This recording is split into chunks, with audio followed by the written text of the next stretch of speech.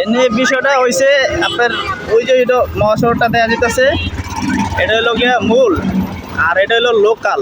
এই যেটা তো আমি এই পাশ দিয়ে আসতেছিলাম, আর উনি ওই মূল মহাসড়ক থেকে মানে এখান থেকে নগদ টার্নিং হয়েছে, মানে ইতে ঢুকে গেছিলো এই যে এই বাম্পার, এই ইতে। তো আমি ছিলাম বাম পাশে, ঠিক আছে।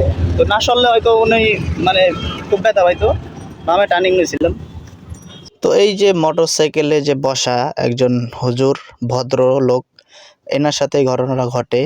উনি মূল মহাসড়ক থেকে মানে নগতি বামে টার্নিং নিছে, পাম্পে ঢুকবে। তো যার কারণে আমার সামনে পড়ে যায়, আসলে মুখামুখি হয়ে যেতেছিল। তো আমি বামে টার্নিং নিছি, পরে তার মোটর সাইকেলটা আমার গাড়ির মানে পিছনে লাগে, যার কারণে এই যে এই ক্ষতিটা হয়। এখানে স্পট পড়ে যায়, এখানে স্কেচ পড়ছে, লম্বা দাগ পড়ছে। তো এই ক্ষতিটা হয়। তো পরবর্তীতে এই ভদ্রলোকটা কথা বলার পর এক পর্যায়ে উনি ক্ষতিপূরণ কিছু দিয়েছে, নগদ ক্যাশ টাকা ১,০০০ টাকার মতো। পরে বলেছে বাকি আমি যা লাগে দিয়ে দিব। তো পরবর্তীতে ৩,০০০ টাকা উনি পাঠাইছে। তো আলহামদুলিল্লাহ যে উনি অনেক ভদ্রলোক বলে ক্ষতিপূরণটা দিয়েছে। আর অনেকে আছে যে ক্ষতিপূরণ দিতে চায় না।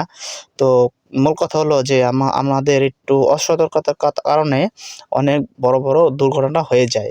উনি যদি একটু বামে খেয়াল করে তারপরে উনি যেতেন তাহলে ভালো হইতো। উনি কিন্তু বামে খেয়াল না করে নগদই বামে রানিংয়েই বামে টার্ন নিয়ে ফেলেছে।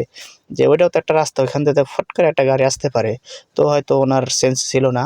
কিন্তু উচিত ছিল যে বামে একটু দেখে তারপরে আমার বামে টার্নিংটা যাওয়া। তো আশা করি সবাই বিষয়টা বুঝতে পারছেন। আমাদের একটু অসতর্কতার কারণে অনেক দুর্ঘটনা হয়ে যায়।